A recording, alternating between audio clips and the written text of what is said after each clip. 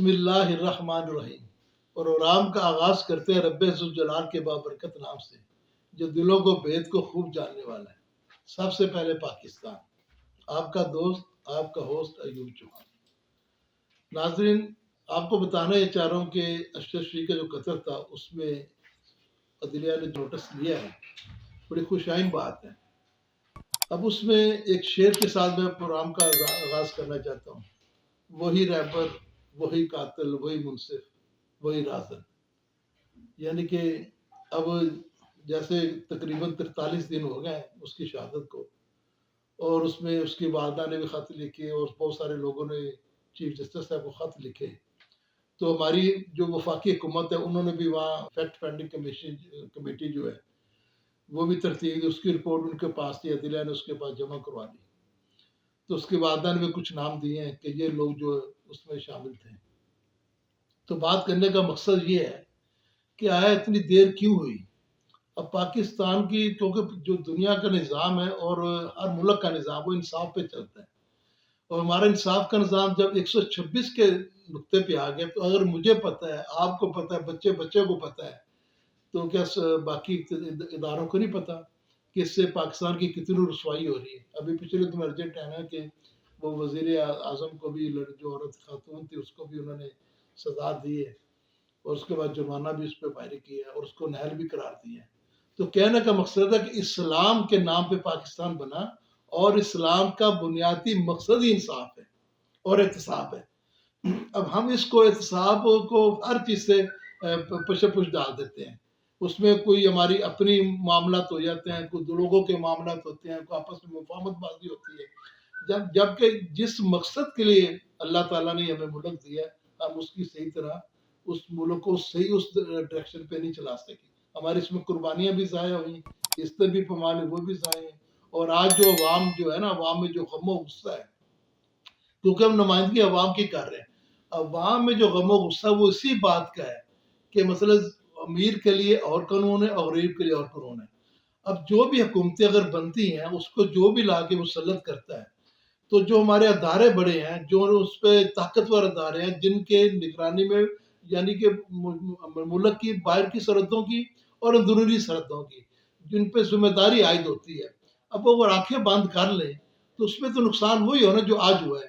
یعنی کہ کسی کے گھر میں اگر کوئی ماندہ 1 روپے کا بھی نقصان کر دے تو اس کو نہیں چھوڑتا، اور پاکستان میں جو لوگ مسلط کیے گئے انہوں نے کروڑوں اربوں روپے کے نقصان کر دیے، اور باری باری سب دیکھ رہے ہیں، یعنی قانون پاس ہوتے ہی آ رہے ہیں، قانون اسلام کے خلاف پاس ہوتے ہی آ رہے ہیں، اس آئین کے خلاف پاس ہوتے ہی آ رہے ہیں۔ تو یہ تو نہیں ہوتا نا کہ چاند کے لوگوں کو لا کے، میری کسی سے خاص دشمنی نہیں، لیکن میرے صرف انصاف کے نام پہ میں بات کرنا چاہ رہا ہوں کہ جو اصل جس کے ہر بندہ جو ہے نا اب ذہنی ٹینشن کا شکار ہو گیا ہے کہ اس ملک میں ہو کیا رہا ہے، ہمیں کسی سے کوئی نہیں لینا دینا۔ اس کی جگہ پی ٹی آئی بھی ہوتی، جماعت اسلامی بھی ہوتی، اور جماعتیں، ہم نے یہی نقطہ اختیار کرنا تھا، یہی بات کرنی تھی، کیونکہ ہمارے لیے سب سے پہلے پاکستان ہے۔ کہ یہ آسمان سے علیحدہ مخلوق تو نہیں اتری نا، ملک سب کے لیے، قربانیاں سب نے دی ہیں، کسی خاص ایک طبقے نے قربانی نہیں دی، لیکن وہ خاص مراد کیوں مل رہی ہیں؟ یہی سوال پوری قوم جو ہے نا اپنی انصاف کے اداروں سے کر رہی ہے۔ تو اس میں جب اس کی ارشد شریف کی والدہ صاحبہ کس بیماری میں، کس حالت میں جب پیش ہوئی، تو اب اصل مقصد یہ ہے کہ جن لوگوں نے ان پہ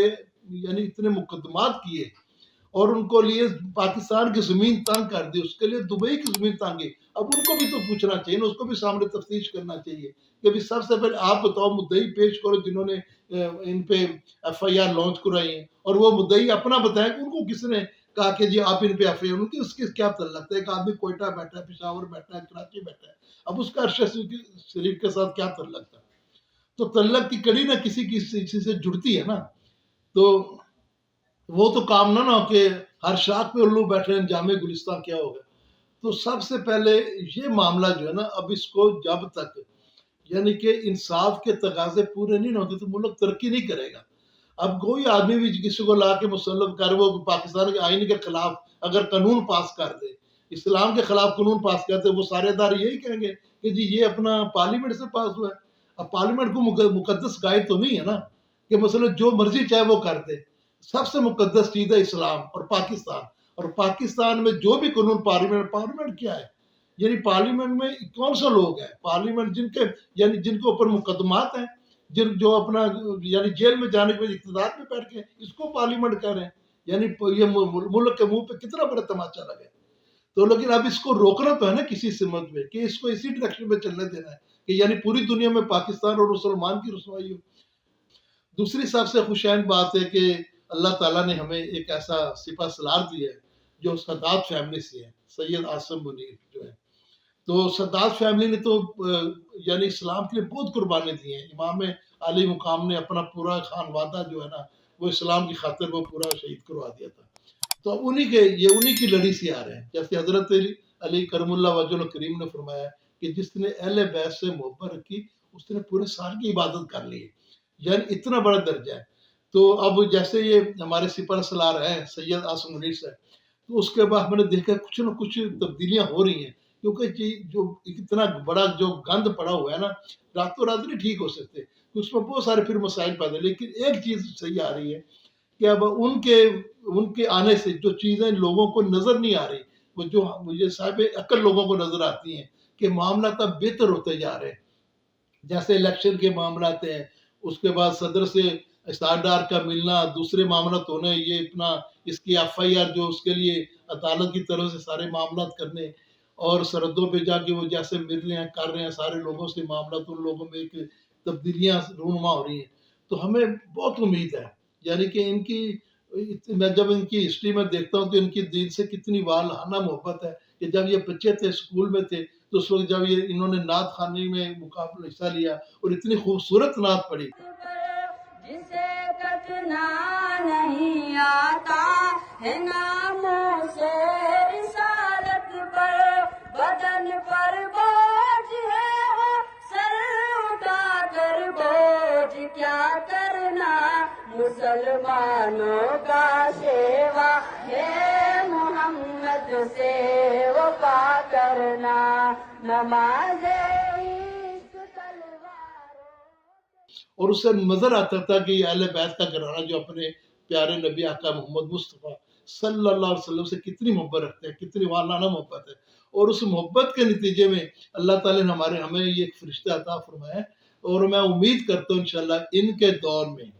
اسلام کا بول بالا بھی ہوگا، دشمن کا منہ کالا بھی ہوگا، پاکستان کی اندرونی سرحدوں کی، پاکستان کی بیرونی سرحدوں کی حفاظت بھی ہوگی، اور پاکستان میں جیسے جیسے ان کا دور چلتا ہے ان کی قریب مضبوط ہوتی جائے گی، انشاءاللہ تعالی بہت انصاف ہوگا، اور اس میں ملک جو ہے ایک اپنی صحیح جس مقصد کے لیے قائم کیا گیا تھا، جس مقصد کے لیے مثلا اسلام کے لیے اہل بیت القبیہ ان کو زندہ رکھیں گے، اس کو بانی کو، اور اس کی ایک مثال پیش کریں گے کہ انشاءاللہ تعالی کہ پاکستان اس مقصد کے لیے بنا تھا اور اس مقصد کے لیے اس نے رہنا ہے، اور یہ اللہ تعالیٰ کی خاص پسندیدہ ملک ہے، اور انشاءاللہ میں اللہ تعالیٰ سے میری التجا بھی ہے، اور میری ان سے اپنا جو اہل اقتدار لوگ ہیں ان سے بھی میری درخواست ہے کہ جس میں بشمول سارے لوگ شامل ہیں، یعنی ہماری اسٹیبلشمنٹ جس کو طاقتور ادارہ کہتے ہیں، ہماری عدلیہ بھی ہے، ہمارے صافی بھائی بھی ہیں، اس کے ہماری بیوروکریسی بھی ہے، کہ اب بہت ہو چکا ہے، اب تجربے کی کوئی ضرورت نہیں،